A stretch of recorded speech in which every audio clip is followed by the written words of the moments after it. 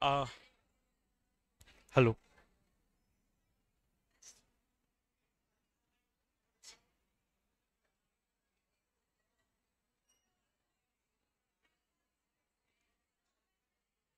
Uh, Hello everyone. I welcome you all. Now, today we will be revising one of the chapters at the first instance, that is set off and carry forward of losses. So let us quickly go into that discussion.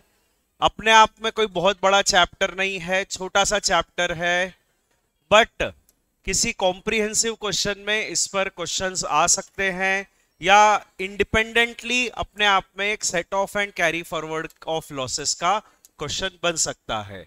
हमें जो याद होना चाहिए वो है यहाँ पे दिए गए रूल्स। सबसे पहली बात तो ये आती है कि there are two aspects in this chapter. One is set off losses and another is carry forward of losses, carry forward and set off of losses. And in fact जो set off of losses होता है उसमें भी we have the intra head set off and the inter head set off. So in all we have three things to do in this chapter, that is intra head set off, that is इसी head का loss क्या इसी head की income से set off हो सकता है। The relevant section is section 70 which in general permits all the intra head set off. So house property loss house property income से सेट ऑफ हो सकता है, कैपिटल गेन का लॉस कैपिटल गेन की income से सेट ऑफ हो सकता है, एंड लाइकवाइज सेम हेड का loss in general same head की इनकम से सेट ऑफ हो सकता है। However, section 70 gives some embargoes, some restrictions कि यहां पर सेट ऑफ नहीं हो सकता। Then you have inter head set off. इसी साल का अगर हमारा लॉस है, सबसे पहले तो हमको उसको उसी हेड में सेट ऑफ करना है, इंट्रा हेड सेट ऑफ करना है। अगर इंट्रा हेड वो लॉस सेट ऑफ नहीं हो पाता है तो ऐसी परिस्थिति में अब दूसरा सवाल आता है इंटर हेड सेट ऑफ, मतलब एक हेड का लॉस क्या दूसरे हेड की इनकम से सेट ऑफ हो सकता है। That is the question. So we have section 71। The question is somewhat like this कि क्या house property loss business income से सेट ऑफ हो सकता है या बिजनेस लॉस क्या कैपिटल गेन से सेट ऑफ हो सकता है। So generally section 71 says that inter head set off is permissible. इस हेड का लॉस एक हेड का लॉस दूसरे हेड की इनकम से सेट ऑफ हो सकता है। However, section 71 gives some restrictions and वो वाले सेट ऑफ नहीं हो सकते। And then we have the third question. इस हेड का लॉस इसी हेड की इनकम से सेट ऑफ कर लिया, इस हेड का लॉस दूसरे हेड की इनकम से सेट ऑफ कर लिया, अभी भी लॉस बच गया। अब वो लॉस क्या अगले सालों की इनकम से कैरी फॉरवर्ड करके उसको अगले साल की इनकम से सेट ऑफ कर सकते हैं क्या। इसी का एक और दूसरा एस्पेक्ट है, इस साल की इनकम है, इस साल के कोई इंट्राहेड लॉसेस नहीं है जो सेट ऑफ हो पाए, इस साल की इनकम है, कोई इंटरहेड लॉस से भी वो सेट ऑफ नहीं हो पा रही है। अब क्या इस साल की इनकम में से ब्रॉड फॉरवर्ड लॉसेस को सेट ऑफ किया जा सकता है क्या। जो थर्ड स्टेप है हम लोग उसको कह सकते हैं it's basically brought forward carry forward adjustment. पुराने ब्रॉड फॉरवर्ड लॉसेस को इस साल की इनकम से सेट ऑफ करना, इस साल के लॉसेस को अगले साल कैरी फॉरवर्ड करना। तो क्या इस साल के लॉसेस अगले साल कैरी होंगे, क्या पिछले साल के लॉसेस इस साल से सेट ऑफ हो सकते हैं, ये क्वेश्चन है। The discussion is C point here, and section 72 to section 80 they in general don't permit the carry forward and set off of losses. As such, the golden rule is every year is a different unit of taxation and therefore इस साल के losses अगले साल carry forward नहीं होते हैं, अगले साल पिछले साल की इनकम पिछले साल के लॉसेस इस साल की इनकम से सेट ऑफ नहीं हो सकते। जनरल रूल तो ये है, पर इन सेक्शंस में 72 to 80 में कुछ ऐसे केसेस दिए हैं जहां पर इस साल के लॉसेस अगले साल कैरी हो सकते हैं और अगले साल की इनकम से भी सेट ऑफ हो सकते हैं, एंड लाइकवाइज पिछले साल के लॉसेस भी इस साल आके इस साल की इनकम से सेट ऑफ हो सकते हैं। नाउ सबसे पहले आपको किसी भी क्वेश्चन में करना रहता है intra head set off. There is a standard sequence, that sequence is पहले आपको करना पड़ता है इंट्रा हेड सेट ऑफ। तो आपकी कोई भी जो भी इंफॉर्मेशन है इनकम्स एंड लॉसेस की, उसके बेसिस पे head wise with in the same head intra head set off कर लो करंट ईयर का। फिर उसके बाद कर लो इंटर हेड सेट ऑफ, मतलब इस साल का ही लॉस दूसरे हेड की इनकम से सेट ऑफ कर लो। और फिर करना पड़ता है brought forward carry forward adjustment. Brought forward losses इस साल की इनकम से सेट ऑफ कर लो, एंड जो भी लॉसेस फिर बच जाए उनको आप अगले साल कैरी कर सकते हो, subject to the provisions of this chapter. अब आपको ये सीक्वेंस तो यही फॉलो करना है, पहले इंट्रा हेड, फिर इंटर हेड, एंड फिर brought forward carry forward adjustment. Sequence यही फॉलो करना है, पर उसमें जरूर ऐसी पॉसिबिलिटी कई बार आ जाती है कि मान लो हाउस प्रॉपर्टी लॉस है और इसमें बिजनेस इनकम भी है और कैपिटल गेन भी है, and you have a choice that house property loss अगर बिजनेस इनकम से सेट ऑफ करते हैं तो भी वो इंटर हेड एडजस्टमेंट है, और हाउस प्रॉपर्टी लॉस को अगर कैपिटल गेन से सेट ऑफ करते हैं तो भी वो इंटर हेड एडजस्टमेंट है। दोनों ही इंटर हेड एडजस्टमेंट है, तो पहले कौन सा करें? तो उसमें चॉइस होती है, आप वो कर लेते हो जिससे आपकी टैक्स लायबिलिटी कम होती है, मिनिमम होती है, वैसा आप एडजस्टमेंट कर सकते हो। हालांकि उस तरह के जो एडजस्टमेंट्स हैं, जो चॉइस वाले एडजस्टमेंट है कि क्या कौन सी चॉइस एक्सरसाइज करें, उसको लेकर एडजस्टमेंट्स जो हैं वो आपको इंटर लेवल पर नहीं होते। Tax calculation in such cases करना हो तो मैंने आपको रूल दे दिया, रूल ये है कि ऐसा कर लो जिससे आपकी टैक्स लायबिलिटी कम होती हो, दैट इज द रूल। बाकी technically such type of things में बी फार फेस्ट। एक चीज और है कि set off and carry forward के जो प्रोविजंस होते हैं वो ऑप्शनल नहीं होते, कंपलसरी होते हैं। तो अगर लॉस सेट ऑफ होना है तो होना है, ब्रॉड फॉरवर्ड लॉस को सेट ऑफ करना है तो करना पड़ेगा, मतलब लॉ में दिया है सेट ऑफ होगा मतलब करना है। इट्स नॉट ऑप्शनल कि हमको नहीं करना, हमको इससे कम बेनिफिट लग रहा है, ऐसा कुछ ऑप्शन नहीं है। It's compulsory to do the set off and carry forward of losses. अब एक छोटी सी डेफिनेशन जरूर यहां पर हमें याद होनी चाहिए, and that is what is a speculative and a non-speculative business, because sometimes we divide the income into a speculative business loss and a non-speculative business loss। तो एक छोटी सी डेफिनेशन है जो शायद इस समय इस चैप्टर में हमें याद होनी चाहिए, मैंने इसलिए इसको यहां पर प्लेस किया है, जबकि एक्चुअली ये डेफिनेशन दी हुई है under the head business profession. वैसे ये बिजनेस हेड में दी गई है डेफिनेशन, पर मैंने इसको प्लेस यहां पर किया है। तो उन्होंने कहा what is a speculative transaction. A speculative transaction is defined in the business head section 43 subsection 5.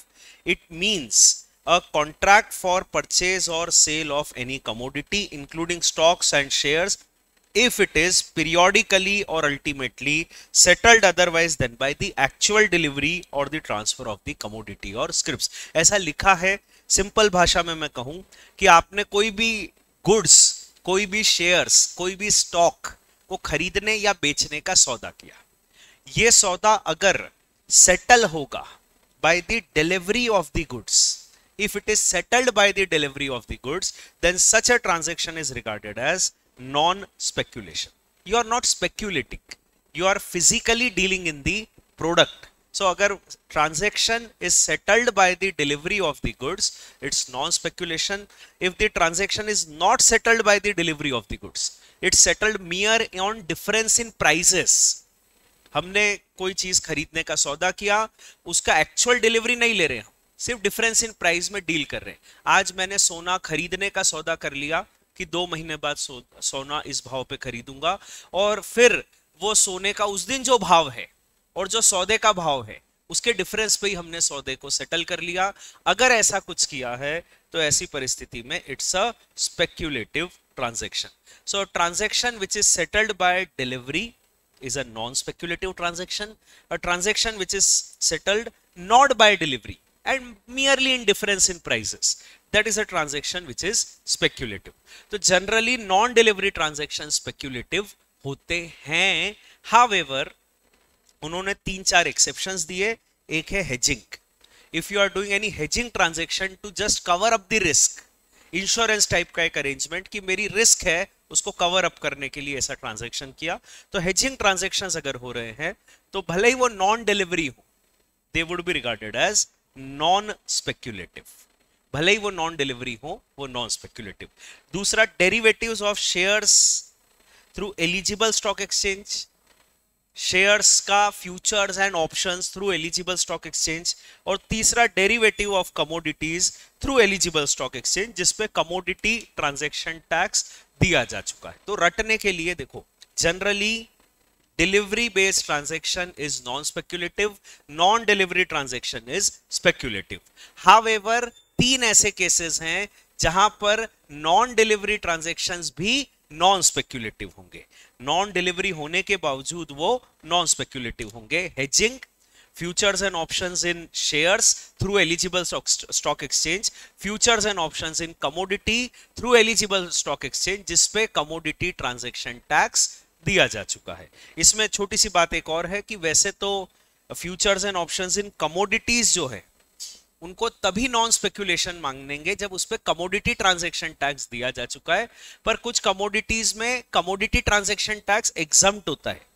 तो ऐसी परिस्थिति में अगर कमोडिटी ट्रांजैक्शन टैक्स एग्जम्प्ट है पर उनका ट्रांजैक्शन थ्रू एक्सचेंज हुआ है, तो that would be regarded as non speculative. तो मतलब क्रक्स ऑफ द मैटर ये है कि अगर कमोडिटी का भी एफएंडो थ्रू एक्सचेंज हुआ है, उस पे कमोडिटी ट्रांजैक्शन टैक्स पेड है या नहीं है बिकॉज इट इज एग्जम्प्ट, कैसा भी है, it is regarded as non speculative. तो hedging, futures and options in shares through eligible stock exchange and futures and options in commodities through eligible stock exchange, CTT paid or may not be paid for some reason. So for that reason ultimately non delivery would be regarded as non speculation. In general non delivery transactions are regarded as speculation. अब ये तो हो गया speculation और non speculation क्या। इसके बाद major अपना जो चैप्टर है, ओरिजिनल चैप्टर है, वो सबसे इंपॉर्टेंट है। और ओरिजिनल चैप्टर है कि कौन कौन से इंट्रा हेड और इंटर हेड सेट ऑफ नहीं हो सकते हैं, कौन कौन से इंट्रा हेड और इंटर हेड सेट ऑफ नहीं हो सकते हैं, और कौन कौन से brought forward and carry forward adjustment हो सकते हैं। ठीक है, एक्सेप्शनल लिस्ट पूरी चल रही है। Generally all intra-head set off are permissible, however these intra-head set off are not permissible. Likewise carry forward में उल्टा है, carry forward में यह है कि generally carry forward is not permissible, however ये वाले carry forward permissible है। तो intra-head में कौन कौन से इंट्रा-हेड सेट ऑफ नहीं हो सकते, बेसिकली 4 है और एक एक्सटेंडेड है जो कोर्ट के जजमेंट से है, तो 5 इंट्रा-हेड सेट ऑफ नहीं हो सकते। पहला है loss from speculative business can be set off only against speculative business. तो स्पेक्यूलेटिव बिजनेस अभी अपन ने पढ़ा ही, स्पेक्यूलेटिव बिजनेस का लॉस केवल स्पेक्यूलेटिव बिजनेस इनकम से ही सेट ऑफ हो सकता है। अगर स्पेक्यूलेटिव बिजनेस इनकम है और नॉन स्पेक्यूलेटिव बिजनेस लॉस है तो बेटा ये भी सेट ऑफ हो सकता है, कोई रिस्ट्रिक्शन नहीं है। And you have speculative business loss and non speculative business income, ये जरूर से सेट ऑफ नहीं हो सकता है। And lastly you have non speculative business income and non speculative business loss, ये सेट ऑफ हो सकता है। तो यहां रिस्ट्रिक्शन एक ही है, that speculative business loss cannot be set off with non-speculative business income. That is in crux the issue which is there. अब ये हो गया पहला restriction, speculative loss can be set off only with speculative income. दूसरा restriction है losses from 35 AD business. So we know what is 35 AD business, specified 14 business जिसमें आपको capital expenditure भी 100% allowable होता है। तो अगर कोई 35 AD बिजनेस कर रहा है तो 35 AD बिजनेस का loss it can be set off only with 35 AD income. So 35 AD loss can not be set off with non 35 AD income. So that is the restriction. उल्टा हो सकता है कि नॉन 35 एडी लॉस वो तो किसी से भी सेट ऑफ हो सकता है। Non 35 AD loss non 35 AD income से भी सेट ऑफ हो सकता है, 35 एडी इनकम से भी सेट ऑफ हो सकता है। रिस्ट्रिक्शन जो है वो ये है कि 35 AD loss can be set off only with 35 AD income. It cannot be set off with non 35 AD income. तो लॉसेस पे ध्यान देना क्वेश्चन में। अगर आपका 35 AD लॉस है तो रिस्ट्रिक्शन है, स्पेक्यूलेटिव लॉस है तो रिस्ट्रिक्शन है, स्पेक्यूलेटिव इनकम है तो रिस्ट्रिक्शन नहीं है, 35 AD इनकम है तो रिस्ट्रिक्शन नहीं है। लॉसेस पे रिस्ट्रिक्शन है कि 35 AD लॉस जो है it can not be set off with any other income except 35 AD, या speculative loss can not be set off with any other income except speculative income. अब ऐसा ही तीसरा रिस्ट्रिक्शन आता है कैपिटल गेन में। Long term capital loss can be set off only with long term capital gain, it can not be set off से with short term capital gain. हम with in the same head बात कर रहे हैं, तो हम ये बात नहीं कर रहे कि लॉन्ग टर्म कैपिटल लॉस क्या बिजनेस इनकम से सेट ऑफ हो पाएगा, वो इंटर हेड एडजस्टमेंट है। इंट्रा हेड की बात है कि क्या long term capital loss capital gain head के अंदर ही सेट ऑफ हो सकता है। तो long term capital loss can be set off with long term capital gain, but long term capital loss can not be set off with short term capital gain, and short term capital loss it can be set off with short term capital gain. Short-term capital loss can be set off even with long-term capital gain. There is no restriction. The restriction is only here. That is, long-term capital loss can be set off only with long-term capital gain. It cannot be set off with short-term capital gains. That is it. Then the next point comes out is losses from owning and maintaining race horses. The losses from owning and maintaining race horses can be set off only against the winnings from the horse racing.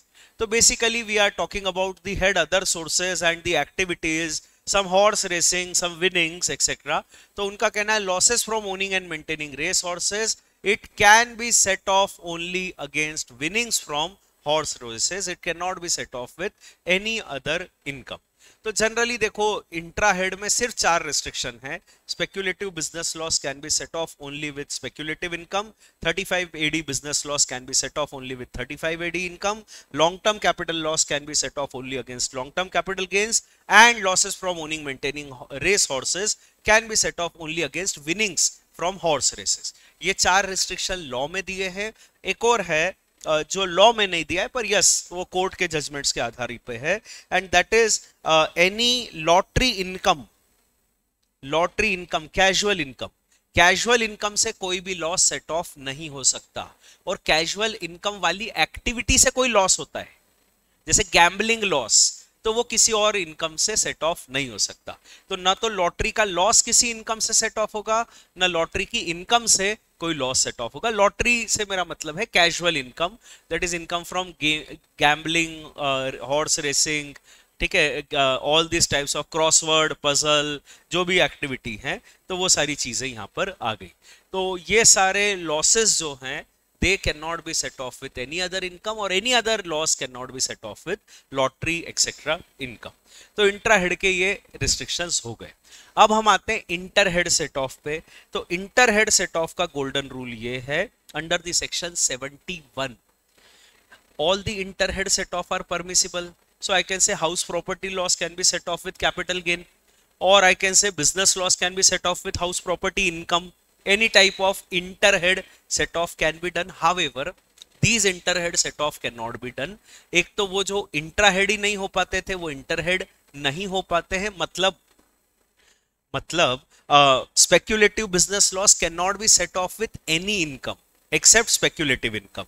So it cannot be set off with a business income, or it cannot be set off with capital gain or house property any income. Speculative business loss किसी भी income से set off नहीं होता है, सिर्फ speculative income से set off होता है। 35 AD लॉस किसी भी इनकम से सेट ऑफ नहीं होता है, सिर्फ 35 AD इनकम से सेट ऑफ होता है। लॉन्ग टर्म कैपिटल लॉस किसी भी इनकम से सेट ऑफ नहीं होता है, बिजनेस इनकम से भी सेट ऑफ नहीं होता है, सिर्फ लॉन्ग टर्म गेन से सेट ऑफ होता है। And losses from owning maintaining horse races किसी भी इनकम से सेट ऑफ नहीं होता है, सिर्फ विनिंग फ्रॉम हॉर्स रेसेस से ही सेट ऑफ होता है। तो इंट्रा हेड वाले वो सारे रिस्ट्रिक्शंस यहां आ गए, प्लस कैपिटल गेन हेड का loss, it can not be set off with any other head. तो कैपिटल गेन का लॉस लॉन्ग टर्म हो या short term, long term loss तो वैसे भी सेट ऑफ नहीं होता है। अब हम बेसिकली शॉर्ट टर्म की भी यहां बात कर रहे हैं कि शॉर्ट टर्म भी हो भले ही वो, कैपिटल गेन हेड का लॉस किसी भी इनकम से सेट ऑफ नहीं होता है। हालांकि कैपिटल गेन की इनकम से कोई लॉस सेट ऑफ हो सकता है, think about it, long term capital gain से बिजनेस लॉस सेट ऑफ हो सकता है ना, हमेशा उल्टा संभव है। जितना रिस्ट्रिक्शन है उतना ही पढ़ना है, ये अपन ने क्लास में भी कहा था, आज भी मैं कह रहा हूं कि जितना रिस्ट्रिक्शन है उतना ही पढ़ना है। तो कैपिटल गेन से कोई लॉस सेट ऑफ हो सकता है, पर कैपिटल गेन के लॉस से, कैपिटल गेन हेड के लॉस से कोई और इनकम का सेट ऑफ नहीं कर सकते। फिर उसके बाद अगली चीज आती है बिजनेस हेड का लॉस जो है, वैसे तो सभी इनकम से सेट ऑफ होता है, पर सैलरी से सेट ऑफ नहीं होता है। सो बिजनेस हेड का लॉस सैलरी इनकम से सेट ऑफ नहीं होगा, ऐसा रिस्ट्रिक्शन दिया है। और फिर उसके बाद आता है हाउस प्रॉपर्टी हेड का लॉस। हाउस प्रॉपर्टी हेड का लॉस अदर हेड से सेट ऑफ तो हो सकता है, पर उसकी अमाउंट की लिमिट है 2 लाख। सो हाउस प्रॉपर्टी हेड के लॉस को सैलरी से या बिजनेस इनकम से या कैपिटल गेन से या अदर सोर्सेस की इनकम से किसी से भी सेट ऑफ करो, बट इन टोटलिटी उसका सेट ऑफ जो है 2 लाख रुपए तक रिस्ट्रिक्ट हो जाएगा। 2 लाख से ज्यादा का लॉस है तो वो लॉस बेटा कैरी फॉरवर्ड हो पाएगा, वो सेट ऑफ नहीं हो पाएगा। तो ये मोटा मोटा बातें हैं। Intra head we have 5 restrictions, that is speculative loss can be set off only against speculative income, 35 AD loss can be set off only against 35 AD income, losses from long term capital gain can be set off only against long term capital gain, and you have losses from owning maintaining race horses can be set off only against winnings। ये intra head के 4 हो गए, plus lottery income वाला तो general है कि उससे ना तो कोई लॉस सेट ऑफ होता है ना कोई इनकम उससे एडजस्ट होती है। फिर उसके बाद इंटर हेड में इनके अलावा कैपिटल गेन का लॉस किसी इनकम से सेट ऑफ नहीं होगा, बिजनेस लॉस सैलरी इनकम से सेट ऑफ नहीं होगा, and house property loss other head से सेट ऑफ होगा, but up to ₹2 lakh only. अब इसके बाद अगली चीज आती है carry forward and brought forward adjustment. तो बेसिकली एग्जाम में कुछ ब्रॉट फॉरवर्ड लॉसेस की इंफॉर्मेशन दी जाएगी और आपसे एक्सपेक्ट किया जाएगा कि ये इस साल की इनकम से सेट ऑफ हो सकते हैं कि नहीं, ये देख लो। या फिर हो सकता है कोई इंफॉर्मेशन नहीं दी हो पर आपके लॉसेस इस साल सेट ऑफ नहीं हो पाए, तो वो लॉसेस को अगले साल आपको कैरी फॉरवर्ड करना है। वो आपको देखना पड़ेगा कि ये लॉसेस कैरी फॉरवर्ड हो भी पाएंगे कि नहीं हो पाएंगे। तो यहाँ पे देखिए अपन टॉपिक वाइज हेड वाइज देखते हैं, केवल यही लॉसेस कैरी फॉरवर्ड हो सकते हैं, इसके अलावा लॉसेस कैरी फॉरवर्ड नहीं हो सकते। पहला लॉस है house property loss.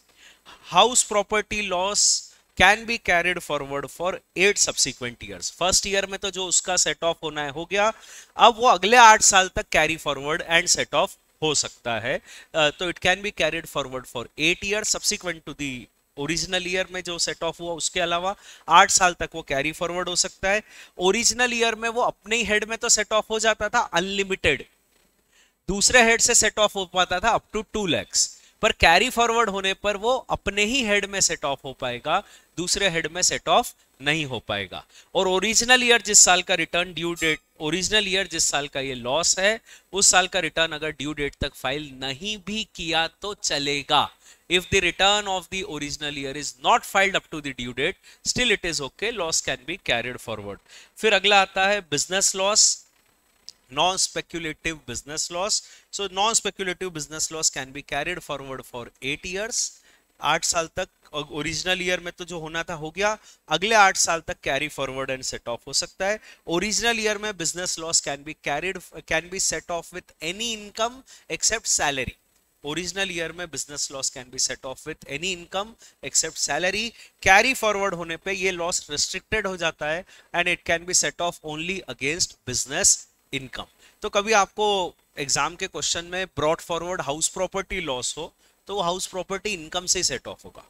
Current year का हाउस प्रॉपर्टी लॉस हो तो वो सभी हेड से सेट ऑफ हो जाएगा अप टू 2 लाख, अपने ही हेड में अनलिमिटेड सेट ऑफ हो जाएगा। तो आपको बिल्कुल सिस्टमैटिक सोचना है, ठीक है। इंट्रा हेड, इंटर हेड और ब्रॉड फॉरवर्ड तीनों के रूल्स अलग है। So non speculative business loss 8 साल तक कैरी होगा, carry forward brought forward losses अपने ही हेड में सेट ऑफ होंगे एंड ओरिजिनल ईयर का return due date of filing of return तक फाइल किया गया होना चाहिए। अब ये देखिए ओरिजिनल रिटर्न जो है वो ड्यू डेट तक फाइल होना चाहिए, कंडीशन। तो कई बार वो ऐसा इंफॉर्मेशन दे देंगे, this loss relates to assessment year 18-19 and the return of 18-19 was not filed up to the due date, तो वो लॉस अपने को अवेलेबल फॉर सेट ऑफ नहीं है। फिर उसके बाद आता है speculative business loss. Speculative business loss can be carried forward for 4 years. Original year में तो हो ही गया, अगले 4 सालों में it can be carried forward and set off. Original year में speculative loss can be set off only with speculative income, brought forward होने पर भी speculative loss can be set off only with speculative income. And original year जिस साल का loss है उस साल का रिटर्न ड्यू डेट तक फाइल करोगे तभी वो लॉस कैरी फॉरवर्ड होगा। 35 AD बिजनेस का loss, it can be carried forward for unlimited years. Income from 35 AD loss can B original year में 35 AD loss can be set off only with 35 AD income, brought forward होने पर भी 35 AD loss can be set off only with 35 AD income. And yes, original year का return due date तक file करोगे तभी वो carry forward होगा। Unabsorbed depreciation, scientific research expenditure, family planning expenditure, ये जो अनएब्सॉर्ब्ड आइटम्स हैं, अनएब्सॉर्ब्ड आइटम्स अनलिमिटेड ईयर तक कैरी होते हैं। ओरिजिनल ईयर में they are like business losses, तो ओरिजिनल ईयर में what happens is they can be set off with any income except salary, and carry forward होने पर भी they are like the business loss of the current year. जिस साल वो set off कर रहे हैं उसी साल के लॉस जैसा है, तो it can be set off with any income except salary. Original year में जैसा हो सकता था वैसा हो सकता है बाद में भी। And you know original year का रिटर्न ड्यू डेट तक नहीं भी फाइल किया तो भी चलेगा, the loss can be carried forward for unlimited years even if the return is not filed up to due date. Capital gain का loss original year में तो सेट ऑफ हो ही जाता है, जैसा भी होता है। अगले सालों में it can be carried forward for 8 years, 8 साल तक it can be carried forward and set off. Original year में कैपिटल गेन बहुत ही रिस्ट्रिक्टेड रहता है, और ओरिजिनल ईयर में ऐसा रहता है कि कैपिटल गेन के हेड का लॉस किसी और हेड की इनकम से सेट ऑफ नहीं होगा, उसमें भी लॉन्ग टर्म लॉस जो है वो लॉन्ग टर्म गेन से ही सेट ऑफ होगा। कैरी फॉरवर्ड होने पर भी उसका नेचर सेम होता है, that is brought forward capital gain loss can be set off only against capital gain, उसमें भी long term loss can be set off only against long term capital gain। and you know the return for the original year जिस साल का loss है that should be filed up to the due date। उसके बाद है losses from owning maintaining race horses। losses from owning maintaining race horses can be carried forward for 4 years। Original year में तो जो सेट ऑफ होना था हो गया, अगले 4 सालों में भी उसको carry forward and set off कर सकते हो। losses from owning maintaining race horses, original year में it can be set off only against the winnings from horse races, carry forward होने पर भी it can be set off only against the winnings from the horse races. And original year जिस साल का ये loss है, the return for that year shall be filed up to the due date of filing of return.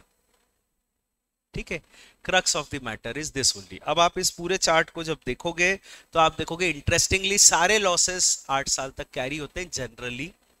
2 ऐसे losses हैं जो केवल 4 साल तक कैरी होते हैं, that is losses from speculative business and owning maintaining race horses.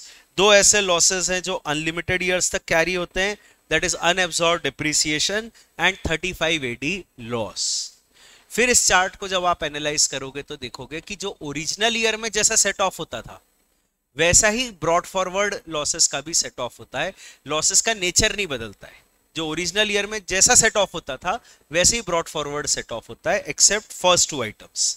House property loss original year में सभी हेड से सेट ऑफ होता था, बट यहां पर it can be set off only with house property income. Similarly losses from non speculative business original year में सभी income से सेट ऑफ होता था एक्सेप्ट सैलरी, ब्रॉड फॉरवर्ड में it can be set off only against same head.